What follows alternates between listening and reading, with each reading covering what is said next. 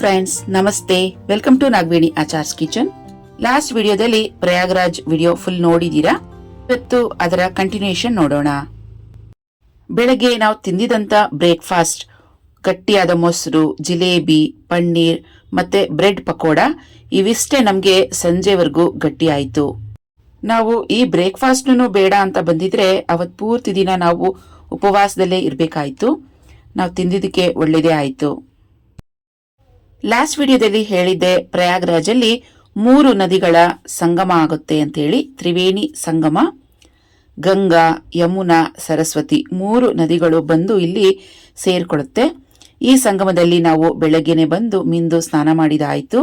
ಈ ತ್ರಿವೇಣಿ ಸಂಗಮದಲ್ಲಿ ಸ್ನಾನ ಮಾಡೋದ್ರಿಂದ ತುಂಬಾನೇ ಪುಣ್ಯ.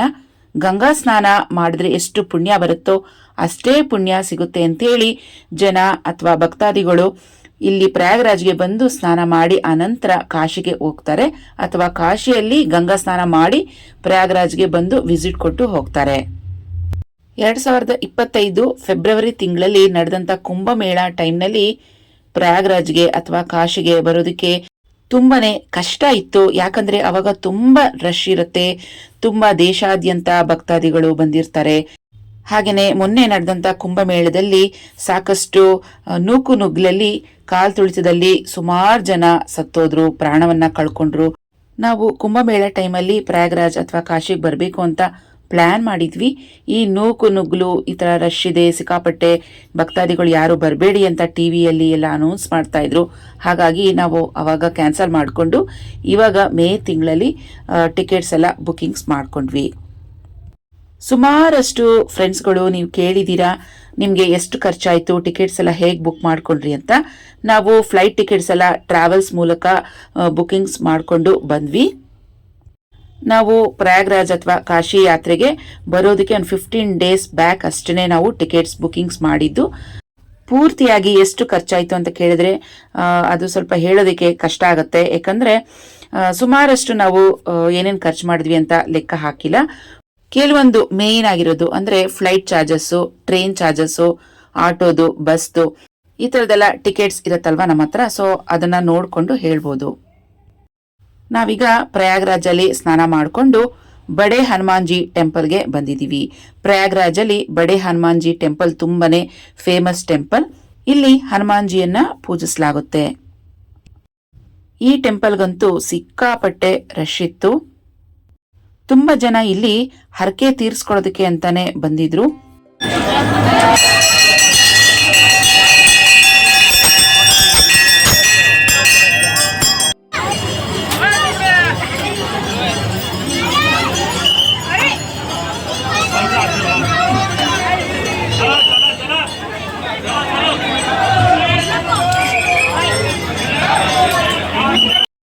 ದರ್ಶನ ತುಂಬಾನೇ ಚೆನ್ನಾಗಾಯ್ತು.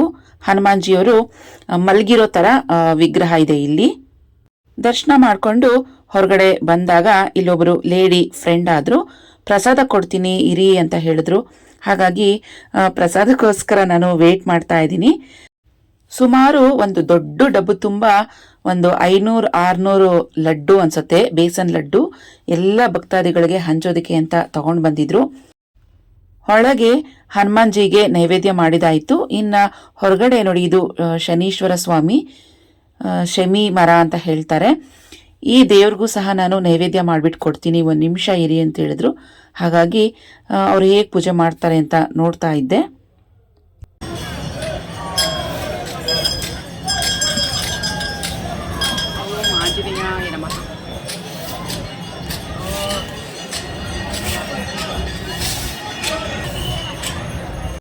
ನೋಡಿ, ಈ ಮರಕ್ಕೂ ಸಹ ಈ ರೀತಿಯಾಗಿ ಲಡ್ಡುನ ನೈವೇದ್ಯ ಮಾಡ್ತಾ ಇದ್ರು.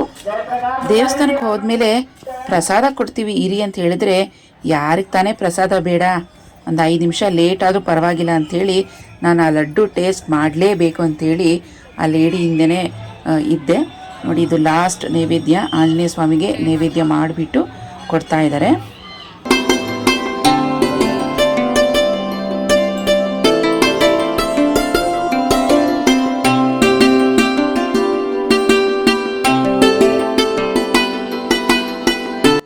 ಮೊದಲಿಗೆ ಪ್ರಸಾದ ಅಂತ ಒಂದೊಂದು ಲಡ್ಡು ಕೊಟ್ಟರು.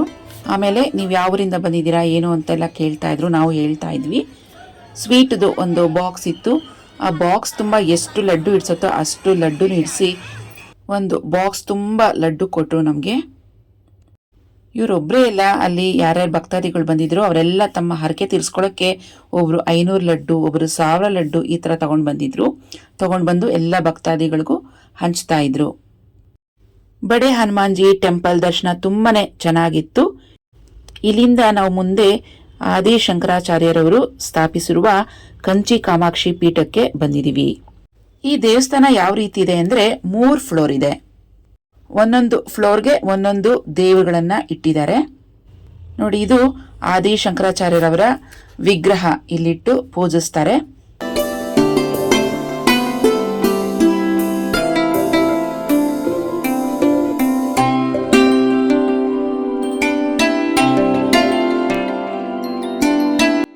ಹಾಗೆಯೇ ನಾವಿಲ್ಲಿ ಮೀನಾಕ್ಷಿ ಸುಂದರೇಶ್ವರ ವಿವಾಹದ ವಿಗ್ರಹಗಳು ಕೂಡ ನೋಡ್ಬೋದು.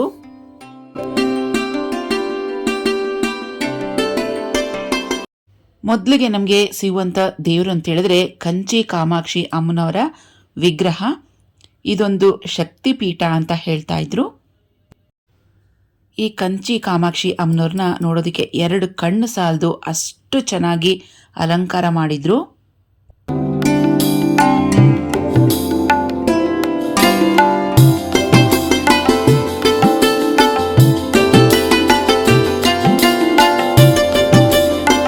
ದೇವಸ್ಥಾನ ಯಾವ ರೀತಿಯಾಗಿ ಕಟ್ಟಿದ್ದಾರೆ ಅಂತ ಹೇಳಿದ್ರೆ ಫುಲ್ ತಮಿಳುನಾಡು ಸ್ಟೈಲ್ನಲ್ಲೇ ಕಟ್ಟಿದ್ದಾರೆ.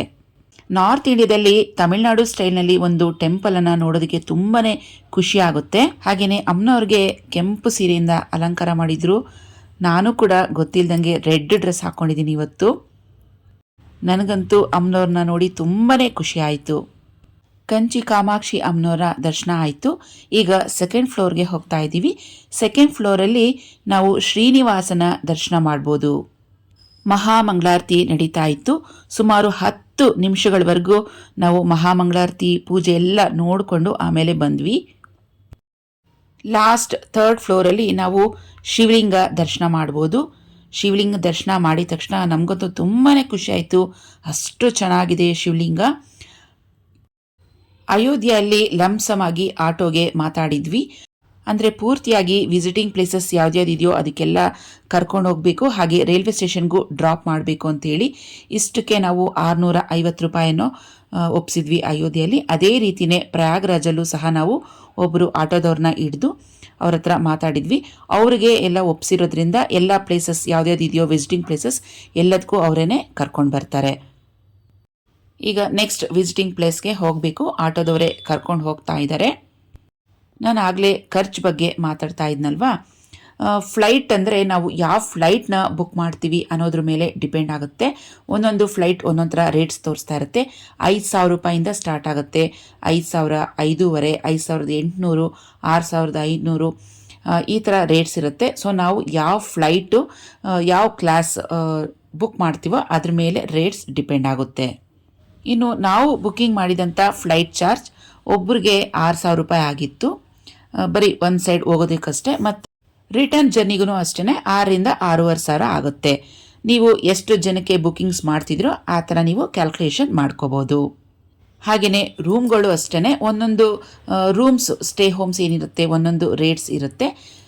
ನಾವು ಎಲ್ಲ ರೂಮ್ಸು ಮಾಡಿದ್ದು ಅರೌಂಡ್ 2,000, 2,500 ಈ ಥರ ಇತ್ತು. ಸೊ ನೀವು ಯಾವ ರೇಟ್ಗೆ ರೂಮ್ಸನ್ನು ಬುಕ್ಕಿಂಗ್ಸ್ ಮಾಡ್ಕೊತೀರೋ ಅದ್ರ ಮೇಲೆ ಡಿಪೆಂಡ್ ಆಗುತ್ತೆ. ಪ್ರತಿಯೊಂದೂ ಇಷ್ಟೇ ಖರ್ಚಾಯಿತು ಇಷ್ಟಿಷ್ಟೇ ಆಯಿತು ಅಂತ ಕರೆಕ್ಟಾಗಿ ಹೇಳೋದಕ್ಕೆ ನಮಗೂ ಕಷ್ಟ ಆಗ್ಬೋದು. ನೆಕ್ಸ್ಟ್ ಪ್ಲೇಸ್ ನಾವಿಲ್ಲಿ ಒಂದು ಶಕ್ತಿ ಪೀಠಕ್ಕೆ ಬಂದಿದ್ದೀವಿ. ಮಹಾದೇಶ್ವರಿ ಶಕ್ತಿ ಪೀಠ ಅಂಥೇಳಿ, ಅಂದರೆ ಪಾರ್ವತಿ ದೇವಿ ಟೆಂಪಲ್ ಅಂತ ಹೇಳ್ಬೋದು. ಈ ದೇವಿಗೆ ಇಲ್ಲಿ ಆಕಾರ ಇಲ್ಲ. ಮಧ್ಯಾಹ್ನ 1 ಗಂಟೆ ಆಗಿದ್ರಿಂದ ಟೆಂಪಲ್ ಕ್ಲೋಸ್ ಆಗಿದೆ. ಹಾಗಾಗಿ ಇನ್ನೊಂದು ವಿಸಿಟಿಂಗ್ ಪ್ಲೇಸ್ಗೆ ಬಂದಿದ್ದೀವಿ. ನಾವೀಗ ಮೋತಿಲಾಲ್ ನೆಹರು ಅವರ ಮನೆಗೆ ಬಂದಿದ್ದೀವಿ. ಮೊದಲು ಅವರು ವಾಸ ಮಾಡ್ತಿದ್ದಂಥ ಮನೆ ಆಗಿತ್ತು, ಆದರೆ ಇವಾಗ ಇದನ್ನು ಮ್ಯೂಸಿಯಂ ಆಗಿ ಮಾಡಿದ್ದಾರೆ. ಮೋತಿಲಾಲ್ ನೆಹರು ಅಂದರೆ ಚಾಚಾ ನೆಹರು ಅವರ ತಂದೆ. ಈ ಊರಿಗೆ ಅಲಹಾಬಾದ್ ಅಂತಾನೂ ಕರೀತಾರೆ. ನಾವೆಲ್ಲ 7th ಸ್ಟ್ಯಾಂಡರ್ಡ್ 8th ಸ್ಟ್ಯಾಂಡರ್ಡ್ ಇದ್ದಾಗ ನಮಗೆ ಲೆಸನ್ ಇತ್ತು ನೆಹರು ಅವ್ರ ಬಗ್ಗೆ, ಮೋತಿಲಾಲ್ ನೆಹರು ಅವ್ರ ಬಗ್ಗೆ ಎಲ್ಲ. ಸೊ ಅವ್ರು ಹುಟ್ಟಿದ ಪ್ಲೇಸಸ್ ಅಂದರೆ ಅಲಹಾಬಾದ್, ಪ್ರಯಾಗ್ರಾಜ್ ಅಂತ ಇತ್ತು. ನಾನದು ಇಲ್ಲಿಗೆ ಬಂದ ಮೇಲೆ ಓ ಇದೇ ಅಲ್ವಾ ಅಲಹಾಬಾದ್ ಅಂತ ಅವಾಗ ಅನ್ನಿಸ್ತು ನನಗೆ. ಮೋತಿಲಾಲ್ ನೆಹರು ಅವರು ಯೂಸ್ ಮಾಡ್ತಿದ್ದಂಥ ಎಲ್ಲ ಥರದ್ದು ಫರ್ನಿಚರ್ಸು, ಅವರು ಬರಿತಾ ಇದ್ದಂಥ ಡೆಸ್ಕು, ಮಂಚ ಮತ್ತು ಕಿಚನ್ ಐಟಮ್ಸು ಪ್ರತಿಯೊಂದೂ ಸಹ ಇಲ್ಲಿ ಡಿಸ್ಪ್ಲೇ ಮಾಡಿದ್ದಾರೆ. ನಾವು ನೋಡ್ಬೋದು, ತುಂಬ ಚೆನ್ನಾಗಿ ಮೇಂಟೈನ್ ಮಾಡಿದ್ದಾರೆ. ಫರ್ನಿಚರ್ಸ್ ಎಲ್ಲ ತುಂಬಾ ಚೆನ್ನಾಗಿದೆ. ಹಾಗೆಯೇ ಒಂದು ರೂಮ್ ಪೂರ್ತಿಯಾಗಿ ಫೋಟೋಗ್ರಾಫ್ಸನ್ನು ನೋಡ್ಬೋದು. ಇಂದಿರಾ ಗಾಂಧಿ ಅವ್ರದ್ದು ಮತ್ತು ಚಾಚಾ ನೆಹರು ಅವ್ರದ್ದು, ಮಹಾತ್ಮ ಗಾಂಧೀಜಿಯವ್ರದ್ದು, ಅವಾಗೆಲ್ಲ ಏನೇನು ಫ್ರೀಡಮ್ಗೋಸ್ಕರ ಹೋರಾಡಿದರು, ಅವ್ರ ಪೊಲಿಟಿಕಲ್ ಲೈಫ್, ಅದ್ರ ಬಗ್ಗೆ ಎಲ್ಲ ಫೋಟೋಗ್ರಾಫ್ಸನ್ನು ಒಂದು ರೂಮಲ್ಲಿ ಪೂರ್ತಿಯಾಗಿ ಡಿಸ್ಪ್ಲೇ ಮಾಡಿದ್ದಾರೆ. ನೋಡಿ, ಈ ಥರದ್ದೆಲ್ಲ ಮಕ್ಕಳಿಗೆ ಕರ್ಕೊಂಬಂದು ತೋರಿಸಿದ್ರೆ ಅವರು ಕಲಿಯೋದಕ್ಕೆ ತುಂಬಾ ಇರುತ್ತೆ. ಪ್ರೀತಮ್ನ ನಾವು ನಮ್ಮ ಜೊತೆಗೆ ಕರ್ಕೊಂಡು ಬಂದಿದ್ದಕ್ಕೆ ತುಂಬಾ ಹೆಮ್ಮೆ ಪಡ್ತೀವಿ. ಯಾಕಂದರೆ ಎಲ್ಲರೂ ಹೇಳ್ತಾ ಇದ್ರು, ನೀವು ಕಾಶಿ ಯಾತ್ರೆಗೆ ಹೋಗ್ತಾ ಇದ್ದೀರಾ, ಗಂಡ ಹೆಂಡತಿ ಇಬ್ಬರೇ ಹೋಗಿ ಬರಬೇಕು, ಜೊತೆಗೆ ಮಕ್ಕಳನ್ನೆಲ್ಲ ಯಾರನ್ನೂ ಕರ್ಕೊಂಡು ಹೋಗಬಾರ್ದು ಅಂತ ಈ ಥರ ಕೂಡ ಹೇಳ್ತಾ ಇದ್ರು. ಆದರೆ ನನಗೆ ಅದ್ರ ಬಗ್ಗೆ ಎಲ್ಲ ನಂಬಿಕೆ ಇಲ್ಲ. ನಾವು ಈ ಥರದ ಪ್ಲೇಸಸ್ ಎಲ್ಲ ಹೋದಾಗ ಮಕ್ಕಳನ್ನೂ ಕರ್ಕೊಂಡು ಹೋಗಬೇಕು. ಮಕ್ಳಿಗೂ ಇದೆಲ್ಲ ಇನ್ಫಾರ್ಮೇಟಿವ್ ಏನೇನಿರುತ್ತೆ ಅದೆಲ್ಲ ಅವ್ರಿಗೂ ತಿಳಿಸ್ಕೊಡ್ಬೇಕು. ನಾವು ಅಪ್ಪ ಅಮ್ಮ ನಮ್ಮ ಜೊತೆಗೆ ಮಕ್ಕಳನ್ನ ಕರ್ಕೊಂಡು ಹೋಗದೇ ಇದ್ದರೆ ಮಕ್ಕಳು ಮತ್ತು ಇನ್ಯಾರು ಕರ್ಕೊಂಡು ಹೋಗ್ತಾರೆ ಹೇಳಿ. ಪ್ರೀತಮ್ಗೂ ಸಹ ನಮ್ಮ ಜೊತೆ ಬಂದಿದ್ದು ತುಂಬಾ ಖುಷಿ ಆಯಿತು. ಅವನಿಗೆ ಇದೊಂದು ಲೈಫ್ ಟೈಮ್ ಮೆಮೊರಿ ಆಗಿರುತ್ತೆ. ನಾನು ಕೂಡ ಅಪ್ಪ ಅಮ್ಮನ ಜೊತೆ ಕಾಶಿಗೆ ಹೋಗಿದ್ದೆ, ಪ್ರಯಾಗ್ರಾಜ್ಗೆ ಹೋಗಿದ್ದೆ ಅಂತ ಅವನು ಕೂಡ ಅವನು ದೊಡ್ಡವನಾದಮೇಲೆ ಅವನ ಮಕ್ಕಳ ಜೊತೆಗೆ ಆ ಮೆಮೊರೀಸ್ನೆಲ್ಲ ಶೇರ್ ಮಾಡ್ಕೋತಾನೆ ಅಲ್ವಾ. ನೋಡಿ, ಇದೆಲ್ಲ ನಮ್ಮ ಕೈಲಿಲ್ಲ.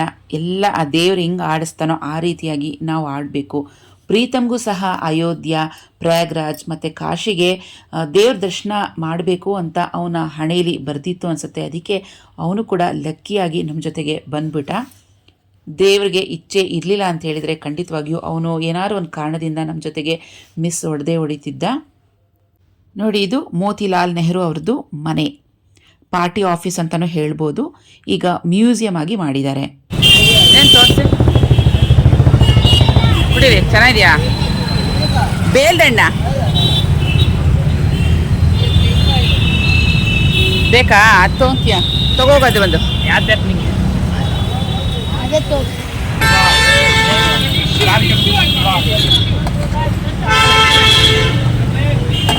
ಅದೇ ಚೆನ್ನಾಗಿದೆ. ಕುಡಿ ಕುಡಿ. ಏನು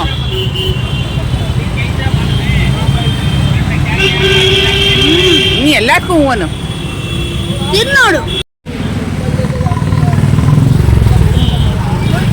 ಅಪ್ಪ 30 ರೂಪಾಯಿ ಕೊಡಪ್ಪ. ಆಯ್ತು, ಒಟ್ಟೆ ಕುಡಿ. ತಗೊಳಪ್ಪ, ಟೇಸ್ಟ್ ಮಾಡಿ, ಚೆನ್ನಾಗಿದೆ, ಸೂಪರ್ ಆಗಿದೆ. ಬೇಡ ಬಿಡ, ಅದು ಏನು ಟೇಸ್ಟ್ ಮಾಡ್ತೀಯ? ಗಟ್ಟಿ ಅಂತ ಎಲ್ಲ ನೆರಳಲ್ಲಿ ಇಟ್ಕೊಡಿ. ಅದಕ್ಕಿಂತ ಚೆನ್ನಾಗಿದೆ. ಏನು ಹಣ್ಣಿದು? ಬೇಲ್ದಣ್ಣು. ಬೇಲ್.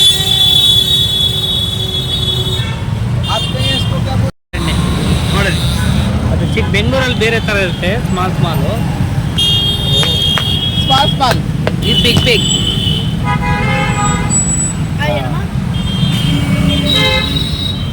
ತಿನ್ನು. ಬೇಡ.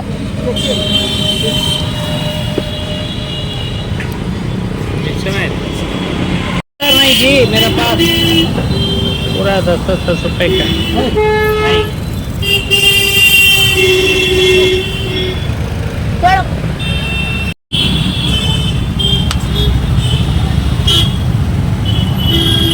ಇವ್ರನ್ನ ಕೇಳು, ಆ ಮೊಸರು ಸಿಗುತ್ತಲ್ಲ ಅದೆಲ್ಲಿ ಇಷ್ಟು ಗಟ್ಟಿಯಾಗಿ ಅಂತ.